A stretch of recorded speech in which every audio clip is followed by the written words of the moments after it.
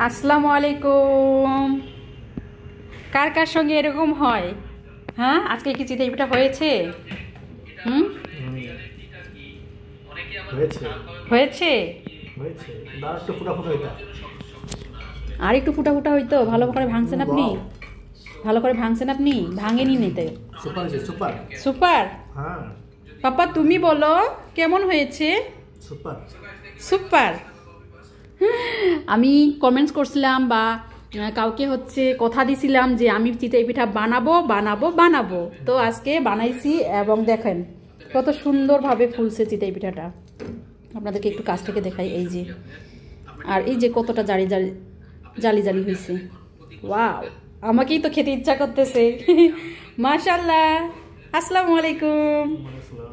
আসসালামু আলাইকুম। কয়েকদিন আগে কিন্তু আমি চিতই পিঠা বানাতে গেছিলাম, তো বানাইতে যাই কি হয়ে গেছিলো, ঝুরি ভাজা হয়ে গেছিলো। সেই ভিডিওটা আপনারা সকলেই দেখছেন এবং সকলেই জানেন কীভাবে ঝুরি ভাজা হয়ে গেছিলো। তো আমার অনেক বেশি খারাপ লাগছিলো, তো আমি কমিটমেন্ট করছিলাম যে আমি অবশ্যই এই চিতই পিঠা বানায় আপনাদের সঙ্গে শেয়ার করব। তো সেই জন্য সবার আগে হামোগানে কিন্তু আমরা আটা প্রসেসিং করতেছি বা আটা তৈরি করে নিচ্ছি। আর এদিকে আমার ছোটো ছেলে দেখেন কি সুন্দরভাবে দেখে আছে, সেও আটা কোটা তালে তালে খেলতেছে এবং মজা নিচ্ছে। যাই হোক, আর এইদিকে বড় ছেলে একদম খেলনা নিয়ে আসে, আটার উপরে গাড়ি পার্কিং করতেছে, কত কি করতেছে। যাই হোক, এইভাবে করতে করতে সে চলে গেল ওই রুমে টিভি দেখার জন্য। আর এইদিকে আমরা কিন্তু আটা কুটতেই আসি এবং মা চালনি দিয়ে চাইলা নিচ্ছে এই আটাগুলো। আর এই দিকে কিন্তু শেষের সময় দেখেন আটা কুটানো শেষ হয়ে গেছে প্রায়, তখন একটু করে পানি দিয়ে এই আটাগুলোকে কুটে নিচ্ছি বা চালগুলোকে কুটে নিচ্ছি।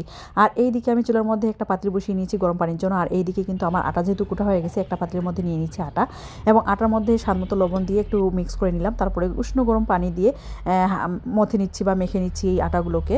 আর এই আটাগুলো অবশ্যই হালকা গরম পানিতে, যেমন আমার হাত সহ্য করে এরকম গরম পানি দিয়ে এই আটাগুলোকে মথে নিতে হবে এবং একটা গোলা তৈরি করে নিতে হবে। আর ঘষে ঘষে এই গোলাটা তৈরি করে নিতে হবে। আর আমি অল্প অল্প করে আটা দিচ্ছি এবং এই আটাগুলোকে মথে নিচ্ছি ভালোভাবে এবং ঘষে ঘষে মথে নেওয়ার পর প্রায় 10 মিনিটের মধ্যে রেখে দিব। আর এইদিকে আমি চুলার মধ্যে একটা প্যান বসিয়ে নিয়েছি, তার মধ্যে দিয়েছি কয়েকটা রসুনের কোয়া এবং 3-4টা মরিচ। এই মরিচগুলো আমি ভেজে নিচ্ছি। আর এইদিকে কিন্তু ধনেপাতাগুলো ভালোভাবে ধুয়ে পরিষ্কার করে নিচ্ছি।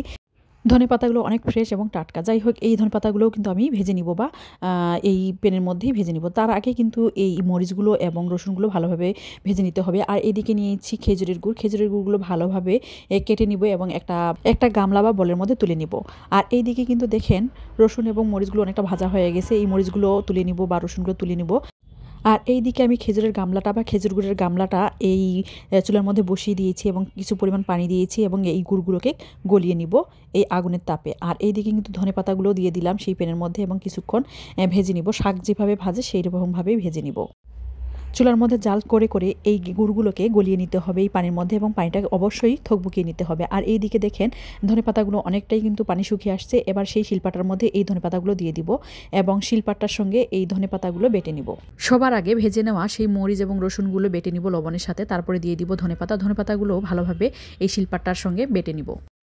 সবগুলো উপকরণ বেটে নেওয়া হয়ে গেলে এইদিকে কিন্তু দেখেন গুড়গুলো কিন্তু অনেকটা পাতলা হয়ে গেছে বা গুড়গুলো অনেকটা থকবুকিয়ে উঠেছে। এইদিকে আমি 10 মিনিট রেস্টে রাখার পর এবার আমি গোলাগুলো দিয়ে দিব সেই কড়াইয়ের মধ্যে। আর কড়াইটা আমি আগেই কিন্তু চুলার মধ্যে বসিয়ে দিয়েছি এবং প্রিহিট করে নিয়েছি। এবার এই গোলাগুলো তুলে তুলে দিব এবং পিঠা তৈরি করে নিব। দেখেন চিতই পিঠাগুলো কত সুন্দরভাবে উঠতেছে এবং কত সুন্দর হচ্ছে, আপনাদের সঙ্গে শেয়ার করতেছে এবং অনেক বেশি ভালো লাগতেছে যে আজকে আমার চিতই পিঠাগুলো খুব সহজে সহজে হয়ে যাচ্ছে। সেই জন্য ধন্যবাদ জানাচ্ছি আমার বড় আপুকে। কয়েকদিন আগে আমার বাসায় কিন্তু আমার আপু এবং ফুপুরা আসছিল এবং তারা সুন্দরভাবে কীভাবে চিতই পিঠা তৈরি করতে হয় তার কম্বো বা কমিউনিকেশন আমাকে সুন্দরভাবে শিখিয়ে দিয়েছে। আমার অনেক বেশি ভালো লাগতেছে এবং দেখেন চিতই পিঠাগুলো কত সুন্দরভাবে ফুলে উঠেছে। সবগুলো চিতই পিঠা কিন্তু অনেক সুন্দরভাবে ফুলে উঠেছে। আর এখন আমরা যেহেতু খাওয়া দাওয়া শুরু করে দেবো, এদিকে আমার বড় ছেলে একদম বসে পড়ছে চিতই পিঠা খাওয়া, একদম সে মজা করতেছে, বলতেছে মাম ইয়াম্মি ইয়াম্মি। আর ওকে আমি কিন্তু একটু আগে দিয়ে দিয়েছিলাম মিষ্টি কুমড়ার বিচি, ভেজে রেখে দিয়েছিলাম, সেগুলো দিয়ে দিয়েছিলাম, সেগুলো কিন্তু খেয়ে শেষ করে দিয়েছে, কয়েকটা রেখে দিয়েছে। আর এই দিকে দেখেন সে মজা মজা করে খাচ্ছে এবং কত সুন্দরভাবে এই চিতই পিঠাগুলো হয়েছে এবং কত ইয়াম্মি। তো আজকের মতো বিদায় নিচ্ছি। আর পাশে থাকার জন্য সকলকে ধন্যবাদ। আসসালামু আলাইকুম।